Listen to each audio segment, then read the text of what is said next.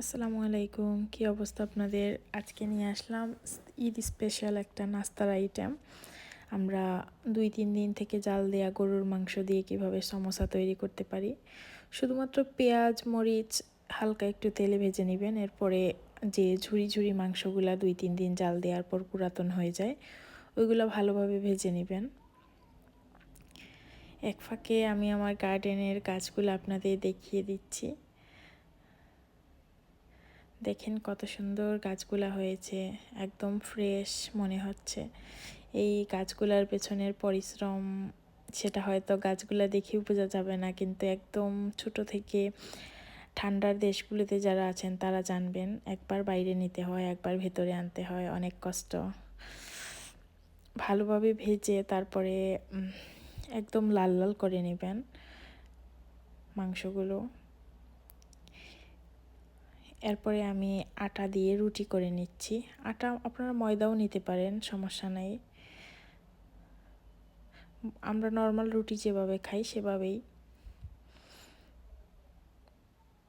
একটু বড় বড় সাইজের রুটিগুলা বেলে নিতে হবে। এরপরে 2 ভাগ করে কেটে একটা রুটি থেকে 2টা সমোসা তৈরি করা যাবে। এইভাবে পুরগুলা দিয়ে দিবেন। তারপর এই দেখেন আমি কিভাবে ভাজগুলা করছি।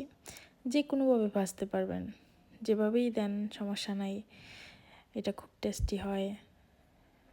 এই যে তৈরি করে নিলাম, অনেকগুলো সমোসা হয়েছে আমার, বেশ প্রায় 20-25টার মতো।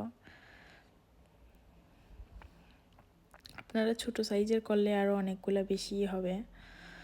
এই যে তেল গরম করে নিচ্ছি এবং এখন একটা একটা করে সব ভেজে নেব। যে যেমনভাবে খান সেইভাবেই ভেজে নেবেন। কেউ একটু হালকা ভাজি পছন্দ করে, তাদের জন্য হালকা, এবং আপনারা যদি একটু শক্ত রাখতে চান সেজন্য একদম হালকা আছে মুচমুচো করে ভেজে নেবেন। আমি নর্মালি রেখেছি, বেশি ভাজিনি। এভাবে সবগুলো একসাথে ভেজে নেব। একবার ট্রাই করে দেখবেন, সত্যি খুব খুব ভালো লাগে এইসব। নর্মাল কেনা সমোসা হোক বা সবজির সমোসার চাইতে অনেক বেশি ভালো লাগে এইভাবে গরুর মাংস পুরাতন যেটা থেকে যায়, আমরা রান্না করার পর আর ভালো লাগে না, 2 দিন 3 দিন জাল দেওয়ার পর সেই মাংস দিয়ে করতে পারেন। আবার ফ্রেশ মাংস কিনেও করতে পারেন, তবে পুরাতন মাংস যেটা আছে সেটার তরকারি ভাসি হয়ে গেলে সেটা দিয়ে অনেক বেশি ভালো লাগে।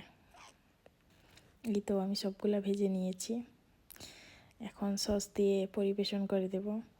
কেমন লাগলো ভিডিওটা আপনারা জানাবেন কমেন্টে।